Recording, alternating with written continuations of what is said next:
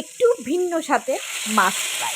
বাচ্চারা মাছ খেতে চায়, তাই একটু ভিন্নভাবে মাছটা যদি তার সামনে প্রেজেন্ট করেন, দেখবে একবারে সোনামুখ করে সে খেয়ে নিচ্ছে। আজকে চলে যাই তাহলে একটু ভিন্নভাবে মাছ ফ্রাইতে। আমি এখানে লবণ দিয়ে এবং লেবু দিই ভালোভাবে এখানে কিছু পাঙ্গাস মাছকে আমি ধুয়ে পরিষ্কার করে নিলাম।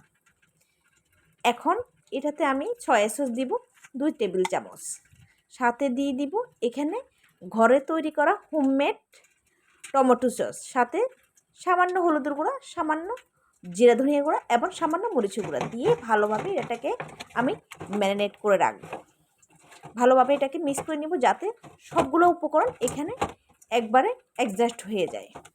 এবার অবশেষে যে জিনিসটা দিব তা দেখতে হলে একটু অপেক্ষা করুন।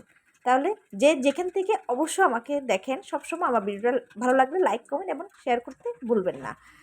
তাহলে শ্রোতা, এখানে আপনারা দেখছেন আমি এখানে লাস্টে যে জিনিসটা অ্যাড করলাম সেটা হচ্ছে আপনারা লেবুও দিতে পারেন।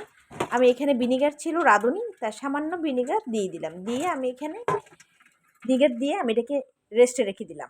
রেস্টে রেখে আমি চুলায় তেল দিয়ে দিলাম। তেলটা গরম হয়ে গেলে এখন এক এক করে সব ধরনের মাছগুলো এখানে আমি দিয়ে দিব।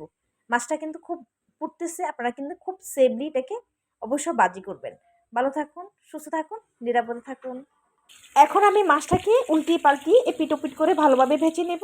দেখুন কি সুন্দর একটা কালার আসছে, এটা খেতেও বেশ ভীষণ ভীষণ ধরনের মজা। ভালো থাকুন।